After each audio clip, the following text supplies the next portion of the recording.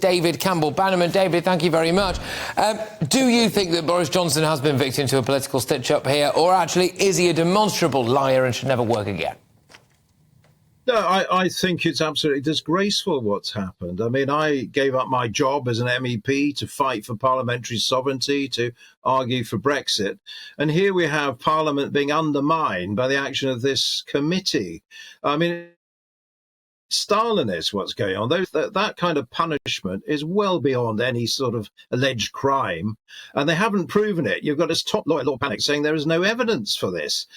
So the whole thing is demeaning, and then you get these allegations now, well, charges, as you just reported, potentially against Bernard Jenkins and the chairman. I mean, what judge would sit there tweeting, I think the defendant is guilty 3 times?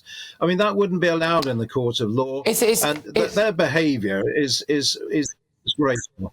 It's asking someone, and this is, I mean, one of the areas where, for me personally, it all falls down. I can believe that Boris Johnson wasn't running a particularly tight ship. Absolutely.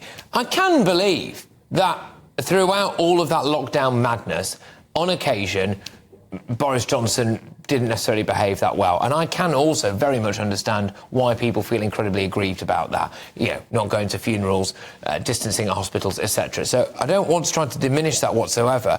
But what is happening here is we are asking people who've already expressed the overt opinion that this guy's an out-and-out liar to then judge at the taxpayer's expense whether or not he's a liar.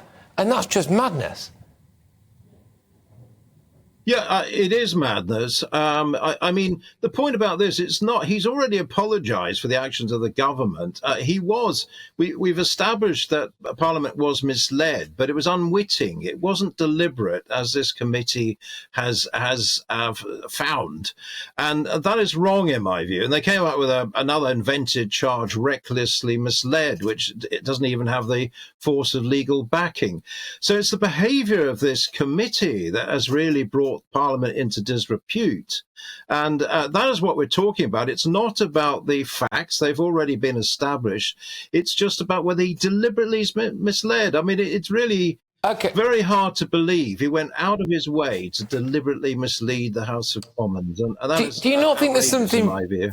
Do you know, there's something fascinating there, David, about this guy who ruffles a lot of feathers. A lot of people didn't like him because of this perceived privilege that he had growing up, and he's a bit of a posho and all of this stuff. A lot of people as well, I think on the left, cannot get their heads around the idea that this guy, who looks a bit scruffy, a bit portly, you know, speaks with a very, very posh accent, goes down so well with the working class, better than a lot of the champagne socialists in the Labour Party. He wins an absolutely stonky majority at the last general election.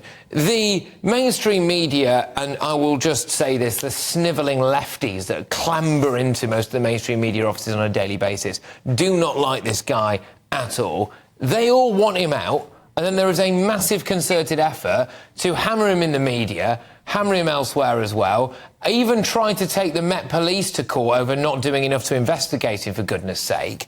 I mean, when you look at it all like that, do you think people could be forgiven for thinking this is a complete and utter stitch-up, and actually quite anti-democratic as well? It's totally anti-democratic. It undermines, as I say, parliamentary democracy, parliamentary sovereignty.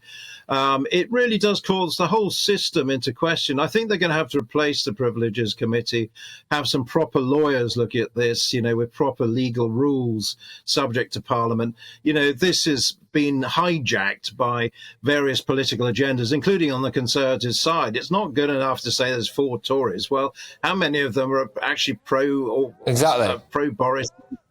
Actually, you know, like the guy, you know, but Bernard Jenkins seems to have a vendetta allegedly against him, and the others seem to go along with this. So the whole thing has been pathetic, and it is Stalinist. Yeah, it's pathetic. And actually, you know what? We could have saved everyone a lot of time and a lot of taxpayers' money. I want to know exactly how much this report has cost, because basically this report could have been written in seconds, which is, we think Boris Johnson's a liar, we don't like him, well, let's have a quick chat with him, right, liar. And then that's it. Look, David, we're going to have to leave it there, but thank you very, very much for your time. It's David Campbell Bannerman there, who is the former member of the European Parliament for the East of England. Your emails are making